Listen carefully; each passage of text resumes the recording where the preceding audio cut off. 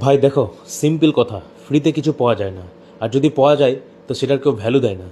তো এইসব ফ্রিতে ডায়েট প্ল্যান চাওয়া, ওয়ার্কআউট প্ল্যান চাওয়া, হ্যাঁ ফ্রিতে এইসব টিপস চাওয়া, ভাই ইউটিউবে এসব ভরে দেওয়া আছে।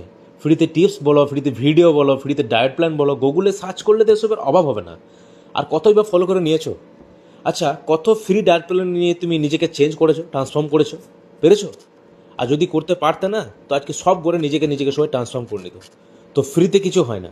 যখন তুমি পে করো, সেটা 5 টাকা হোক আর 5,000 টাকা হোক, তখন তুমি সেটার জন্য অ্যাকাউন্টেবল হয়ে যাও।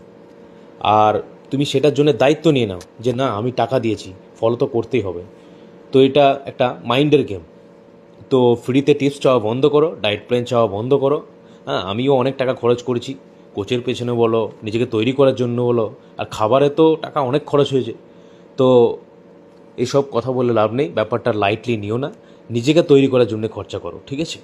নিজেকে তৈরি করার জন্য খরচা করতে হবে, এটাই বলছি।